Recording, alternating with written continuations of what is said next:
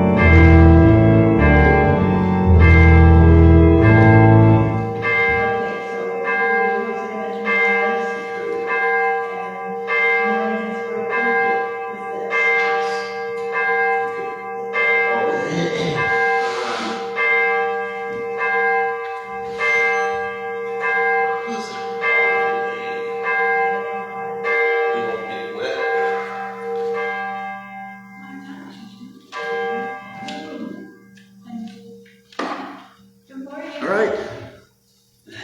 Good morning. Good morning. Really packing them in today. I don't even think it's a holiday. Welcome to First Universalist up in Madison on this throwback. It's supposed to be spring, but we're kind of moving into winter here. It's cold and rainy, which is not unexpected. Had tons of rain over the weekend. 3.5, 4.5 is not unusual. The creeks were all up. The bridges are kind of underwater. I haven't seen any blocked roads, but I have heard about a few up north. There's a few roads that you don't want to travel through, so be careful what you're doing there. Do we have any announcements?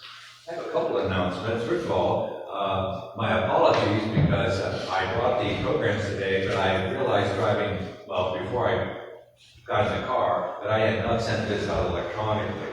And I normally do that. And I think it was early this time because Ken got me the worship program for your little. Hey!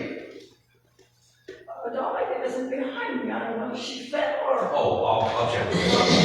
Anyway, so we have the programs. Okay. I have another announcement too. She's so much right behind me. We'll go ahead and post the thing online for the people that that don't attend but want to watch. So. I got a phone call last evening from Tiana White. Jill Vanneman wanted to thank us for the card we sent. So much appreciated. She's doing well and getting stronger. She's okay, Cecil. She's on her way. She's on her way. She also wanted to remind us of their Easter fair next Saturday evening, 4:30 to 6:30. They're having their meal this year again, which they didn't have last year. And she also said they could use a couple extra hands to help serve and clean up at the fair if anybody's available. That's the Easter Fair at El Dorado. Easter fair at El Dorado. When is it? Next Saturday evening. Next Saturday Yeah. evening. I'll be available. I can go over and help. All right, anybody that has time and has the inclination to either help set up and serve and also to enjoy the opportunity. Also, And then I next think we're Sunday- planning Thursday morning. Mike, are we Thursday morning? We're That's gonna. right. I was worried about you. We'll do a little sprucing up, and we'll set up the tables and that kind of thing. Paul and Chaz will be here, Kim and I will volunteer wise. Yes, but that's just for setup. And we've got enough people helping with that, so we should be fine. And that's for, we're having the joint service with El Dorado next Sunday here. And we're gonna serve a brunch, so we need to get the food, Thursday while we're setting up, we'll kind of decide who wants to be responsible for what. You actually have a sign-up sheet. Oh, okay. And it is completed on almost every line. Where is So the just- sign-up sheet? Yeah, just check on the table there. Okay. On the back, and you will see what you've signed up for already. Everyone signed up, so we should be fine. If there's any problem with that, or something comes up, even early or whatever, give me a call or whatever, but we should be fine with food. And remember, it's Palm Sunday as well. Yes, we might even find a phone here or there. All right, any other announcements? Oh, thank you. All right, we'll have the prelude.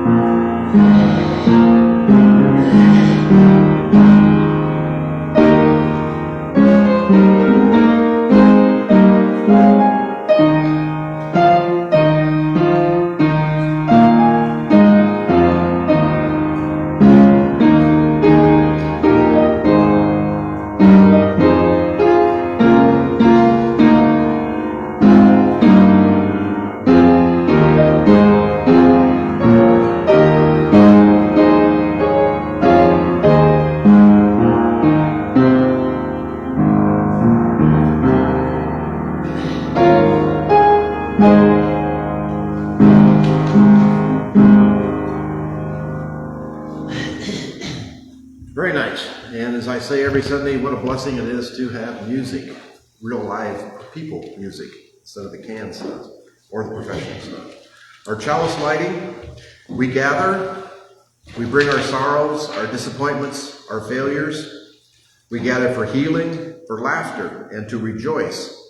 We gather to find new ways of loving, new ways of thinking, new ways of being. We gather, yes, always we gather. For it is in gathering we create community. Our opening hymn is 38, Morning is Broken.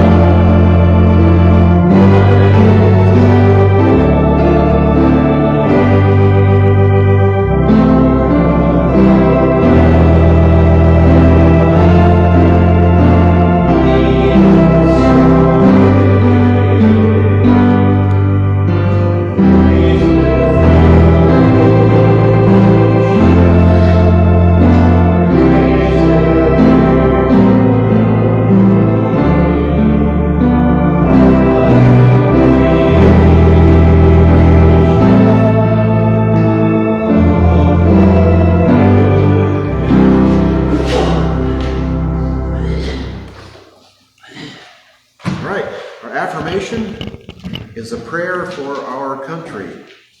We pray for our country's leaders. May they lead with justice and fairness on their lips.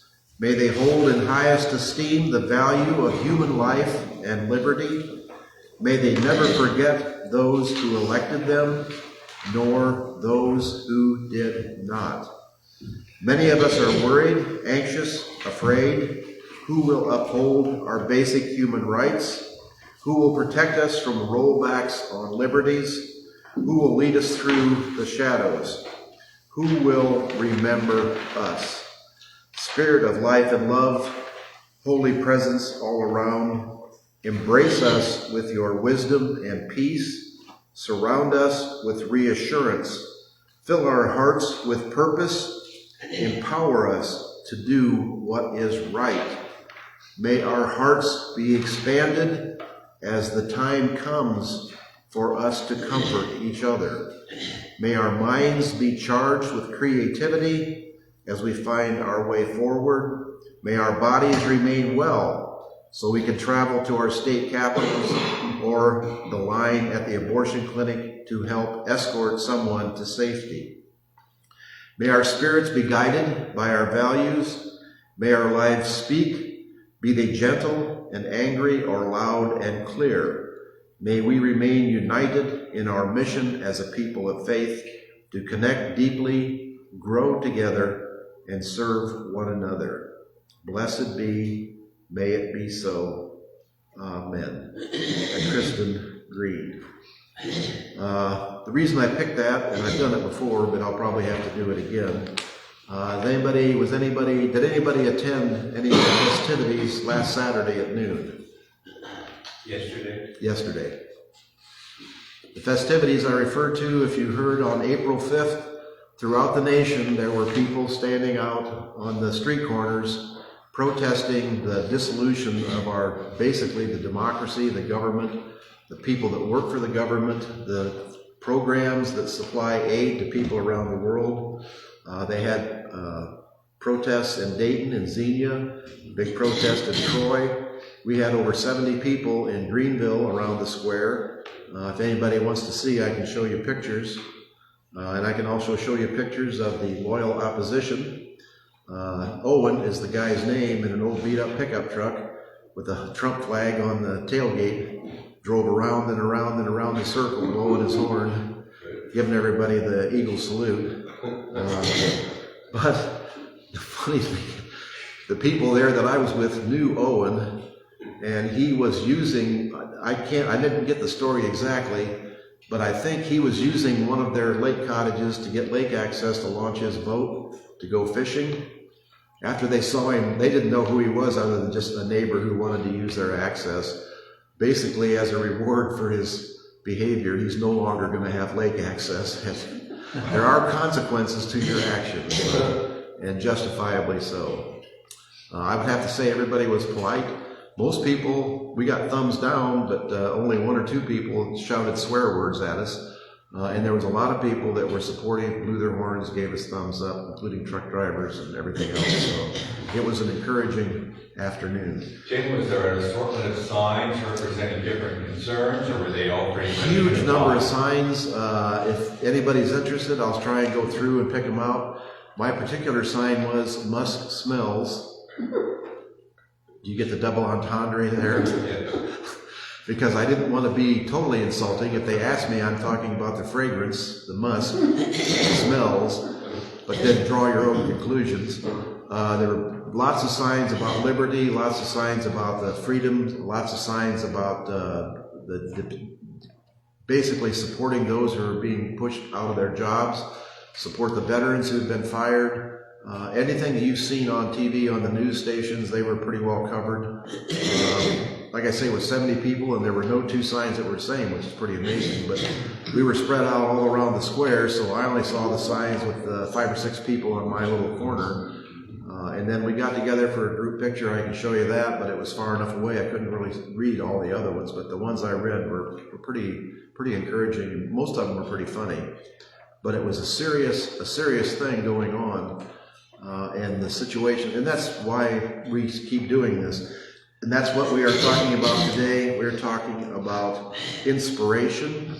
What is the inspiration? What is the aspiration that people have? Does anybody recognize this picture? It's from a new movie that's come out. The title of the movie is 6888. Is anybody aware of what that's about? 6888 is a group of black women in World War I that the service, Roosevelt, actually Eleanor Roosevelt, said that black people have to be able to serve. They want to serve as well. So they joined the army, but they were put in black units. And we'll talk about that a little bit. You remember we talked before about the Tuskegee Airmen who graduated into the Red Tails, which were the support pilots that flew P-51 Mustangs over Europe to protect the bombers. The question is, why would these people, black people in America who were segregated, who were disparaged, who were beaten, who were basically lynched, why would they fight for America? That is what we're trying to understand. What is it that creates these aspirations, these inspirations for people to go ahead and do the right thing in spite of no personal reward to themselves? They may have expected a reward, but I think they were realistic to know that they were not going to get that. I told you last week, I was going to start basically a horror show, and we'll go into that on Joys and Concerns, some of the things that have been happening. So, our children's story.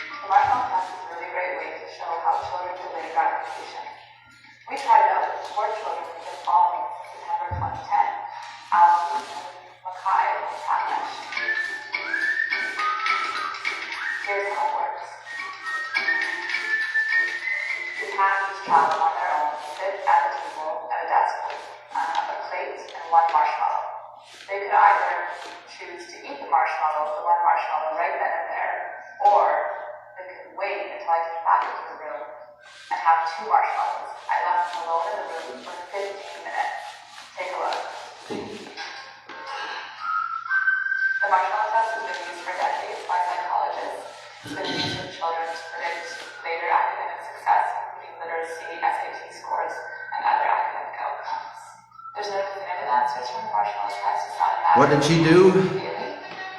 She dropped it on the floor. Did that slow her down? No.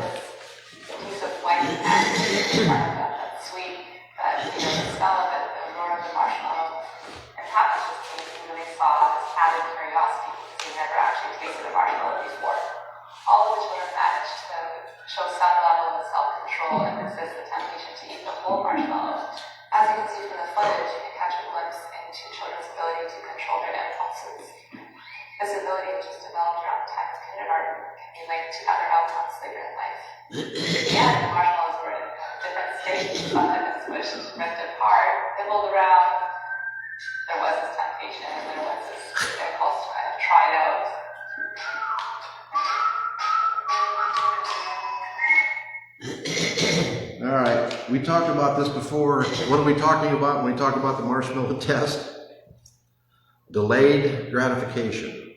And how does delayed gratification go in with inspiration and aspiration? People have to learn to control what is going on in their lives. They have to be able to see into the future, see something positive, see something that they want, and then find a way to get it. And sometimes that means waiting on something that you really want now so you can get something better in the future. I started out doing the same old thing that I've always done. The people that I work with, they have no sense of delayed gratification. In fact, they have a fast forward gratification. They want to get paid every day. Normally you get paid once a week. These people want their pay on PayPal or Cash App. They want their money every day when they finish. They text me and tell me how many hours they had and can I have my money right now. And in fact, most of them will say, can I have an advance on work I'll do tomorrow? can I have a hamburger today that I will pay you for on Thursday? I have to admit that part is a little on the crafty side, because if they quit or never show up for work, I've loaned them money that they never paid back. So I can see kind of why they do that. But the point is, these people have an opportunity. I buy cars for people. I get a place for them to live. I give them a full-time job, and they do not seem to be able to make it to that. They can't see into the future far enough to say, I will show up to work every day. The $60 or $70 or $80 I get today, I will put some of that money aside so I don't have to wait. I can wait till Friday. And then I can get a car. I can get my own car, and I can make payments on it. I can get my own apartment, and I can make payments on it. And then I can basically get a better job for somebody that pays benefits and everything else, because I'm not trying to make slaves out of these people. I just want them to support themselves. Not one yet has been able to do that. It's kind of discouraging, which is a whole other question. Why do I keep doing this? But anyway, what that leads into is the marshmallow story, and we've talked about that before. These kids, the kids who can hold off and not eat that marshmallow and wait for the second marshmallow, what happens to those kids later in life? Those are the kids with academic success, with financial success, even with marital success, with success in life, because they can see into the future. And more importantly, they have some kind of faith that the future, if they do the right thing now, they will have something in the future that will reward them. And I think that is the drawback for all the people that I'm working with have grown up in a society that takes things away from you immediately. This person you were with may turn out to beat you up or take your money. All their friends, and none of them have friends who are truly friends. I say if you guys get together, you could all live in the same house and share the rent. You could all share the same car. But as soon as they trust somebody, that person ends up stealing whatever it was that they had. People who are supposed to be friends, and they backbite each other. It's unbelievable. Every one of them wants to come and tell me stories about the other ones, how bad they are. And I'm sure, and they all come to me and say, everybody that works for you tells stories about how bad you are, how greedy you are, and how you take advantage of them, and how you're trying to steal things from them. It's a backbiting, unfriendly, dog-eat-dog world, but it doesn't have to be that way. But how do you change it? So anyway, this is the ladies in the 888 in London. When they went to London, they were put in segregated housing. They were giving the poorest equipment, and the job that the 888 did was, during World War II, there were tons of mail that went overseas to the troops, and you can imagine how hard it is to track a troop, a soldier who is supposedly their wherever they go is secret, till it takes a while to get that figured out. But you can also imagine how important it was for troops to get mail from home and packages from home. The staff that they had originally was like 6 or 7 months behind on delivering. The girls from the 888 sent to London, they were given like a 6-month time frame. They had all these packages forwarded to their destinations within 3 months because they worked 7 days a week. They came in every day on their day off, and they were not required to, they were not asked to, they did it because of the importance of the job. They were kept in segregated substandard housing. Of course, the strange thing was there wasn't anywhere near the kind of discrimination in Britain that they found here, which even the American soldiers, the red tails, the pilots, found an amazing acceptance there, and then had to come back here and sit in the back of the bus. Had to come, and you heard about, I told you the stories about this education bill, the GI Bill. Only like 1 or 2% of all the black soldiers who applied for the GI Bill were accepted and got money for that, for their education. Only 1 or 2 or 3% got the housing, federal housing assistance for veterans. Only 1 or 2 or 3% got that, and that was in a red line district where they were segregated by their housing. It was just, life was unfair, unfair, unfair. And yet they went and sacrificed, and were proud of their sacrifices for America. And it's not for the America they were living in, it was the America they wanted to see in the future, the America that they hoped America could become. They had a loyalty to that vision, and that is a vision that we have to maintain today. It is being torn down around us. Our superstructure the outline, the guts of America are being ripped out. People are being fired en masse. Health departments, the people that protect our food, measles, 500 cases of measles in Texas. You know who's going to the hospital now in Texas? 10 kids are in the hospital. 4. They were told by our Secretary of the Humanities that vitamin A cures the measles. So what do parents do? Vitamin A is flying off the shelves in Texas. Vitamin A is a toxic vitamin if you give too much. 10 kids are in the hospital with kidney failure and liver failure because their parents gave them too much vitamin A. We are being run by an insane asylum. These people are crazy. They are being allowed to be crazy. And that's what we tried to do Friday or Saturday. And that was some of the signs, is bring sanity back. Vote for sanity, stand up for sanity. Open your eyes and see what's going on. And these people, we had people come up to us and talk to us. Many were confused. You ask them where they get their news. They get their news from Fox News and WHIO radio, talk radio. I say, did you ever watch PBS? Did you ever watch CBS? Oh no, I would never watch any of those things. I said, well, you're a smart person. Don't you want to see both sides of the situation? Oh no, I know what the right answer is. I don't need to see both sides. These people are brainwashed. It's just unbelievable. So anyway, let me go on here. Tim, if I Yes. may add, sorry to interrupt, I believe the group there, the slide you have up, was that group not led by a lady with Dayton connections by the name of Charity Burley?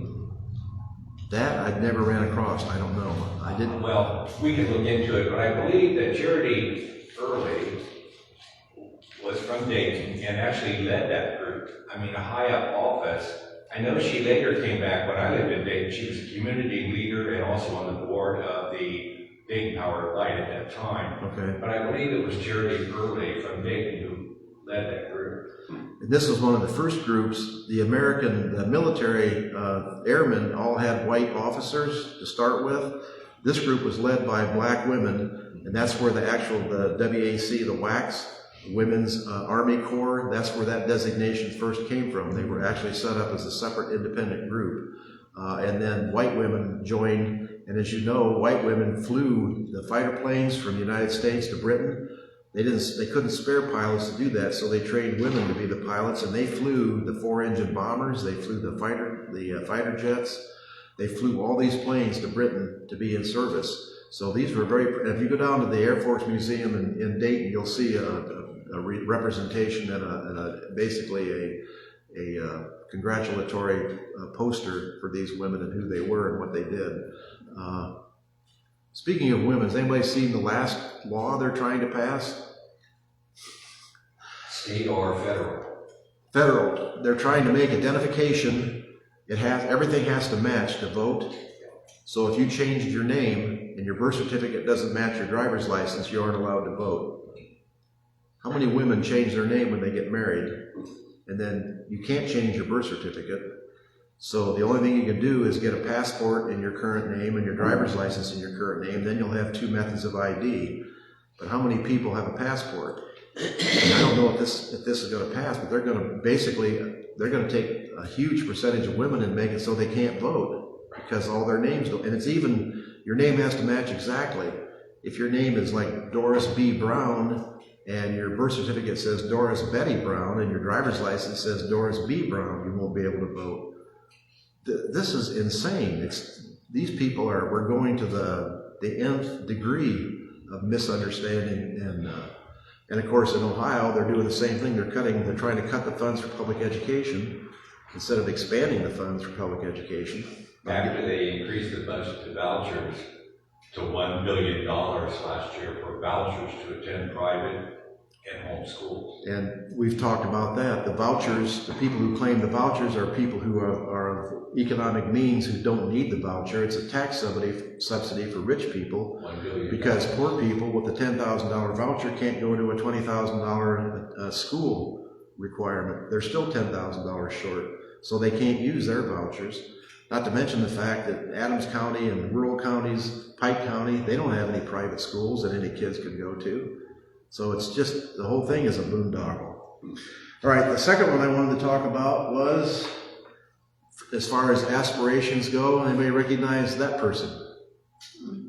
Cory Booker, the senator from New Jersey, spoke for 25 hours on the Senate floor. It was not a filibuster, it was just basically a statement and try and get the facts out.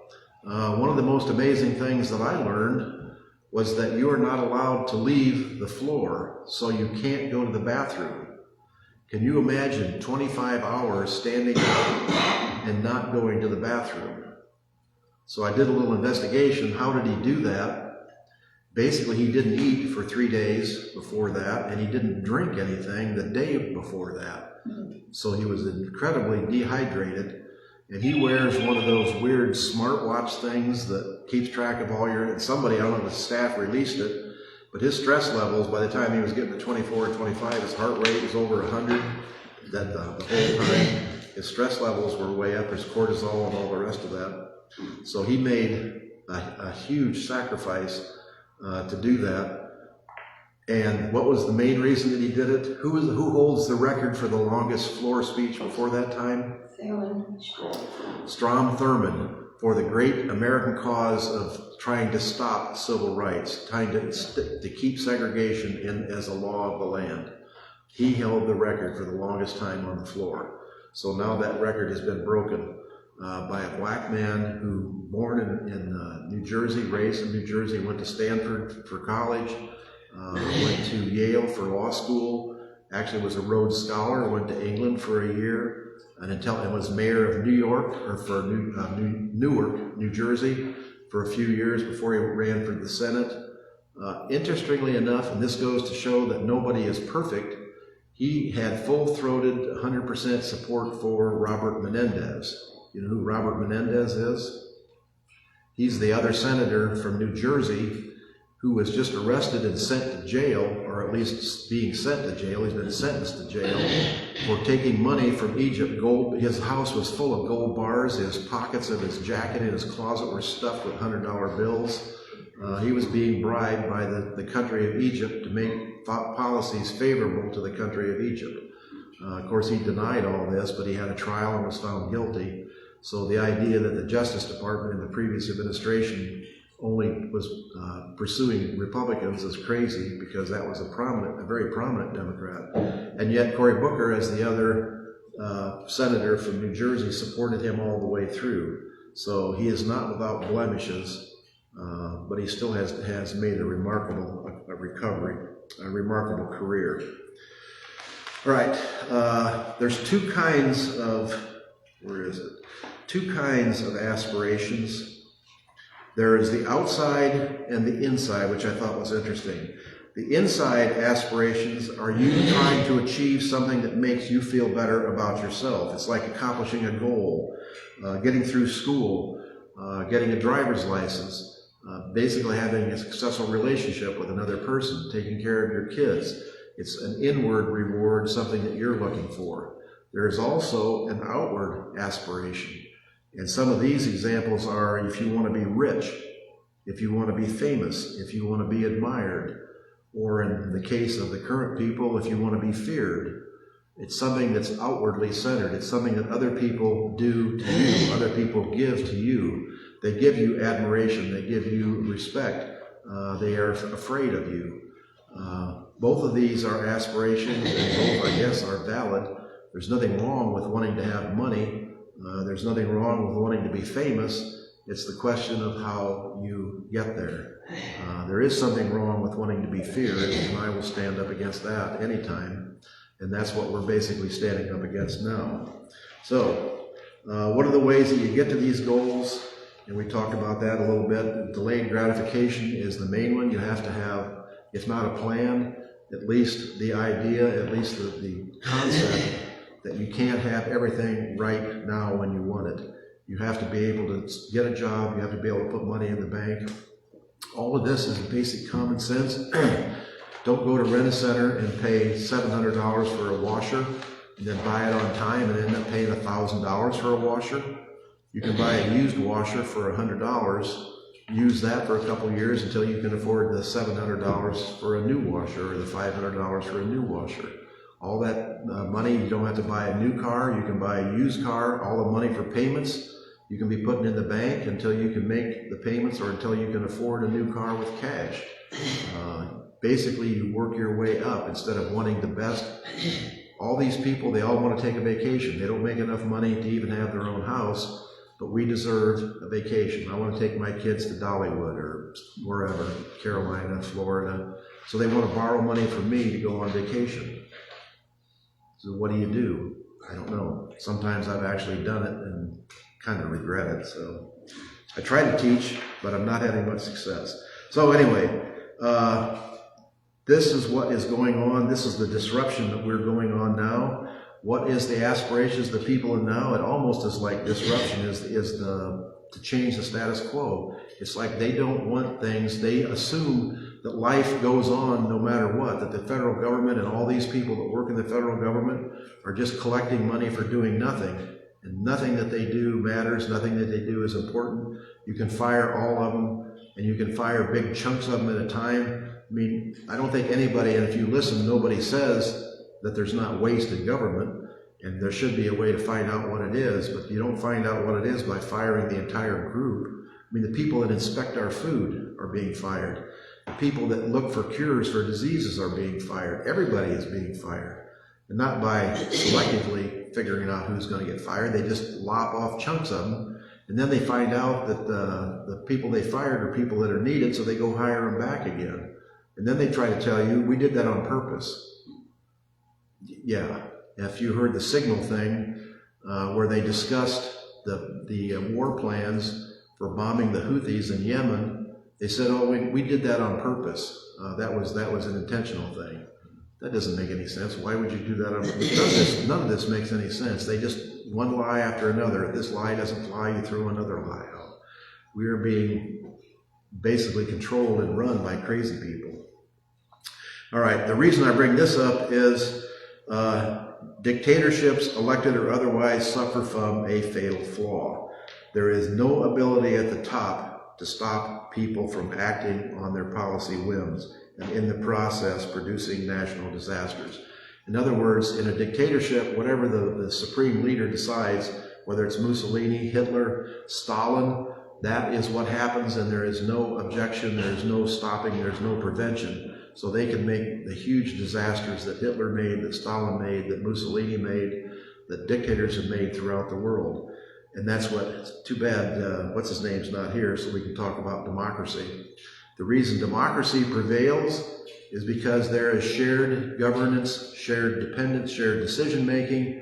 Decisions are weighed back and forth, and the more radical of any decision, no matter which direction it is stopped, and you kind of proceed down the middle of the road. You don't get super fast reaction, you don't get super fast cures, but you also don't make super giant mistakes that totally destroy your civilization. We do not have any longer checks and balances. The legislature is supposed to be a check and a balance on the president. The court system is supposed to be a check and balance on the president. They are supposed to stop him from doing things that he is not allowed to do. So far, he's been allowed to do whatever he wants, things that are basically against the Constitution. He just passed or wrote an executive order to outlaw birthright citizenship. If someone is born in the United States, they are a citizen of the United States. Secretary Yost from Ohio supports that. You should be able to say if you're born in the United States, you are not a citizen. This has been something that's been in the Constitution since the very beginning, the very founding of the country. The only people who are not allowed to be born in the country and become citizens are people who are in the embassy of other countries, so they're not actually a citizen of this country, or invading armies, invading soldiers are not allowed. If their troops have babies here, they're not allowed to be citizens. Everyone else, if you are born in this country, you are a birthright citizen, which is why people are so eager to come to the United States, or they have been. And we'll talk about that a little bit in the future too. But that is the reason that Nazi Germany, the Soviet Union, that's the reason the Soviet Union collapsed, the reason Nazi Germany collapsed, because their leader sent them on a direction that was foolhardy and stupid, and nobody could talk them out of it. Nobody even wanted to talk them out of it. And that is what's going on here. In my work, this is a guy who was an observer at Nuremberg, a guy who studied democracy and studied dictatorship. This is his observation. In my work with the defendants at Nuremberg, I was searching for the nature of evil, and now I think I have come close to defining it: a lack of empathy. It is the one characteristic that connects all the defendants: a genuine incapacity to feel with their fellow men. This was Captain Gustav Gilbert, the U.S. Army psychologist assigned to observe the Nazi defendants. You don't expect moral leadership from mice. And yet, in recent study, rodents showed more empathy, urgency, and compassion for strangers than the men currently shaping our nation's future. While lab mice display empathy by resuscitating unconscious cage mates, Trump and Musk gleefully slash food aid, housing support, and global relief efforts, all cheered on by a right-wing movement that now sees empathy as a fatal weakness. Empathy is seen caring for others, and you can see this every day in the actions of all of these people, the entire group of people in our leadership. It is sad, it is scary, it is painful to see the lack of empathy that goes on. You know about the diagnosis for Elon Musk as Asperger's. That is a type of, it's not a mental illness, but it's like a ADHD. It's a mental process that is a limitation on his life.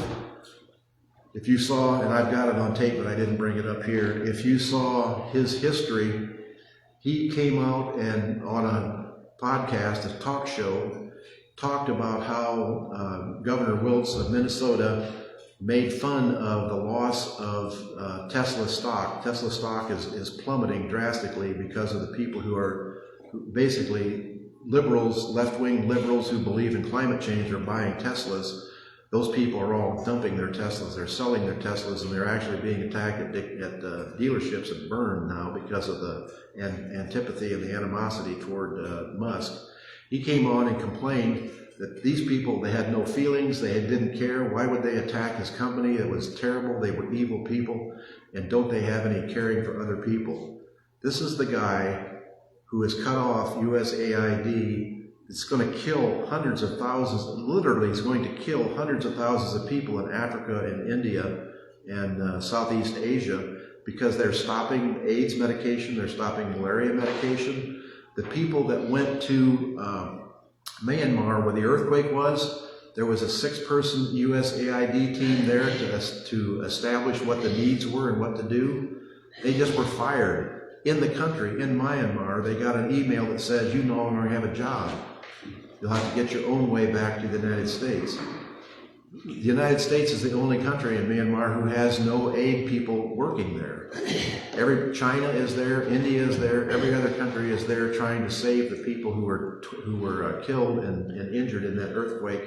The only country that's not there to support that country is the United States. That is totally against what our history has been in the past, and totally against what the United States stands for as a country.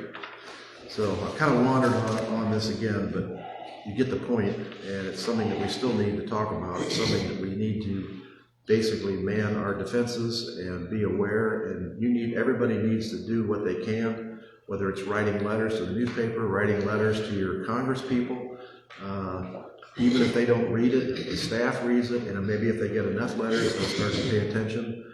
Our only hope is that the Congress stands up and says, this is crazy, we can't keep doing this. The stock market has crashed over 3,000 points in the last 3 days. 3,000 points it's come down. And they're saying, that's the plan, that's what we wanted to do. We're going to make things better. If you have a 401k or a retirement account, they have slashed the civil service budget for Medicare and Medicaid and Social Security. The Social Security office is in turmoil because half the people have been fired. It won't be long before checks will be slow in coming out or not coming out at all, where people won't be able to sign up for Social Security. Basically, the framework in the country is like termites are eating away at all the pillars of support at the same time. and we are looking at an imminent collapse. All right, comments, questions? Okay.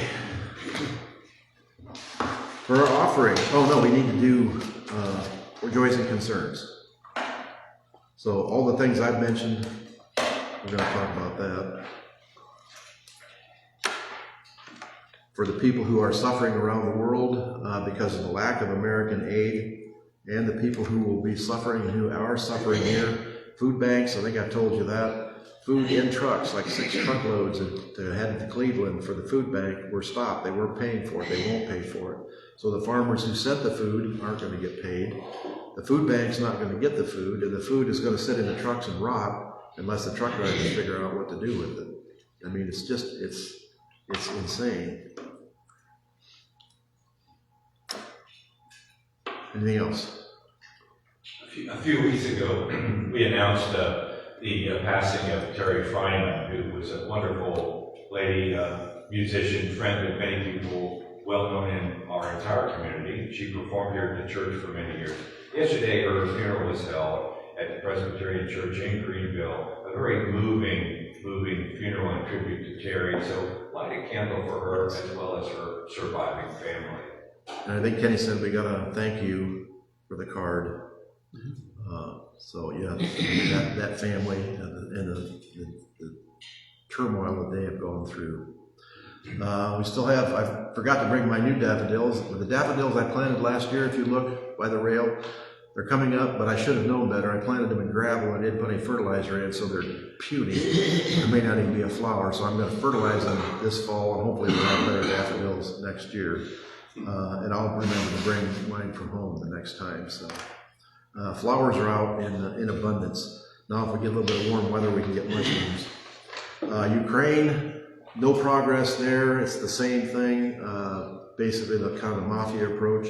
This is an offer you can't refuse. You either give us half your profits from all your mineral rights, or we're going to let Russia do whatever they want. The Russians agreed with Trump to not bomb the electricity transfer network. They turned around the next day and bombed it, so that's gone. Oh, the one other thing I wanted to light a candle was for Palestine. How many of you are watching the news on what happened in Palestine with the Israeli army? There was a group of medics, first responders, because not only medics, there was a fire truck there with firemen in reflective coats, the turnout gear that the fire people wear. The Israelis said they were advancing on their position with no lights, and they couldn't tell who it was, and it was Hamas, so they fired on them. One of the medics who was killed filmed everything on his phone, and then it was buried in the grave with him, so they dug the phone up, and they have literal visual proof of the ambulances, 3 ambulances and a fire truck proceeding down the road with their headlights on, their emergency lights flashing, and then you can hear the gunfire start, and then the camera goes to the floor. They found, the Israelis dug a hole and buried the ambulances, all the bodies, and the fire truck. They buried them all, so they had to find out where they were and uncover them, all smashed up and buried. Some of the bodies had their hands bound behind them, so they were captured alive and then executed. And of course, the Israelis say, we're investigating, there were 6 Hamas people involved, et cetera, the same excuses everywhere. There's no other reason, there's no other name for it. This is genocide. This is a war crime. They have it on film. This guy's camera, who's dead now, filmed everything and filmed the shots starting. So there's no question of what happened, and yet the same principle applies to whoever does wrong, and it doesn't matter whether it was Stalin, doesn't matter whether it was Hitler or anybody else. They just deny it and say it didn't happen, and then when you say here's proof that it happened, oh, you're mistaken, you can't believe, you're going to believe your lying eyes, or you're going to believe what I tell you. So a candle for those in Palestine who are suffering. They're still holding up aid. Food has been denied. They started bombing Lebanon again. It's just, it's a sad situation. All right, anything else? Any individual?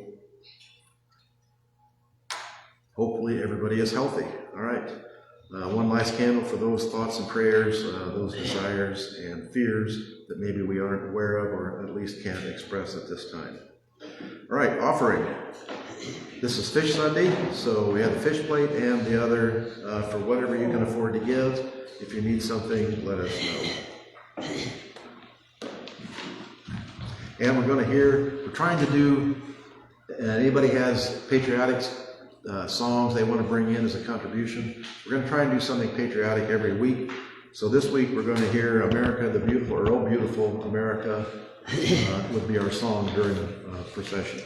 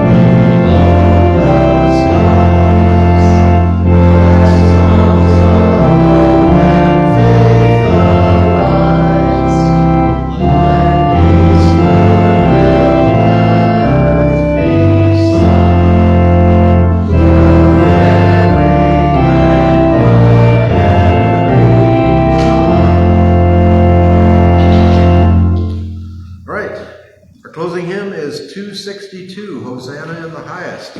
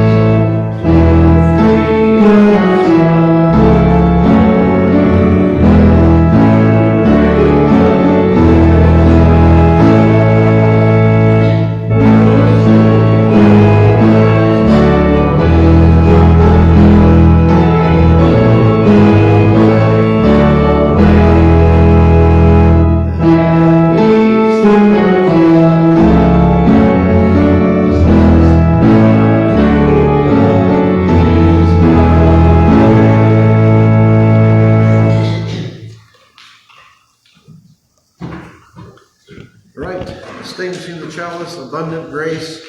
From this ground, let us sow mercy, justice, and compassion. Let us offer our stories to provide our staples of wisdom, and when we do, let us create and experience the presence and affirmation that allows us to connect with our theological imaginations so that the harvest of our faith will be abundant grace. And I want to encourage everyone to maintain a sense of compassion.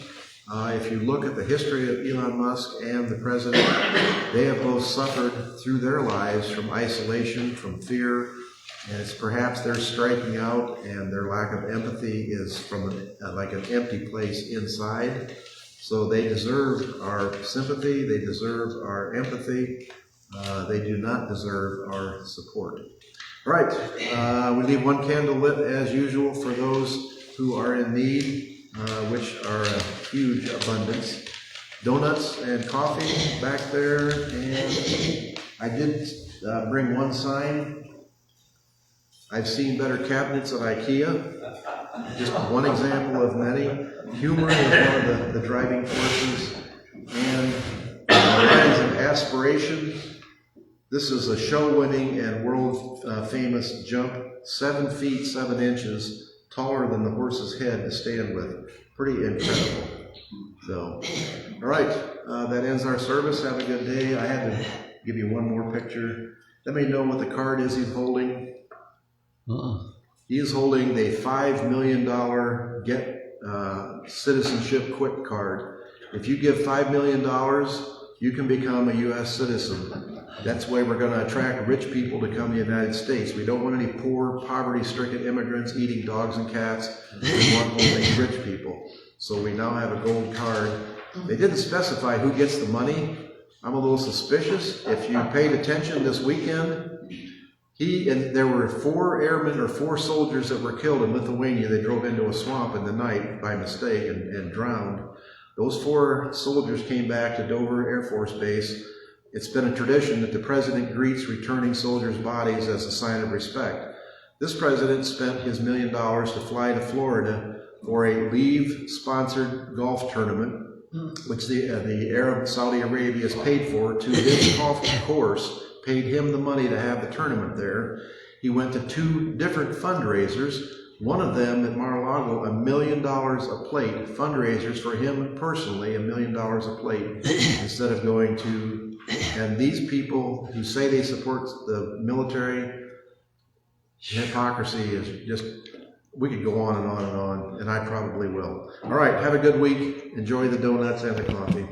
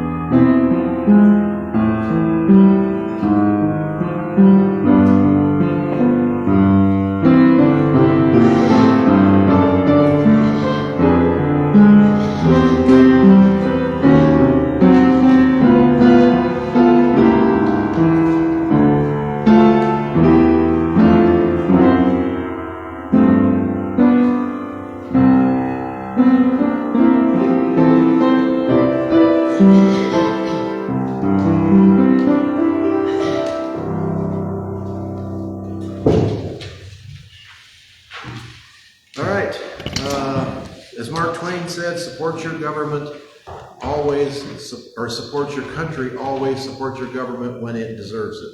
So that's what we're doing. Anybody that has any ideas for patriotic tunes, if you have sheet music, because we don't have a lot of it in either one of our hymnals, if there's a patriotic tune you want to hear, if you can find the sheet music or reference it to me so I can find the sheet music, we're going to try and do one, if not every week, at least periodically, because we want people to know, we want to remember that we love the United States of America and what it stands for, and we don't want to see what it stands for changed. I've seen another sign that we apologize to the people of the world for the madmen running our country, and that's a t-shirt, so it's not, all of us are not doing that. So. All right, have a good week. Did the horse make it over the wall? Yes, he did make it.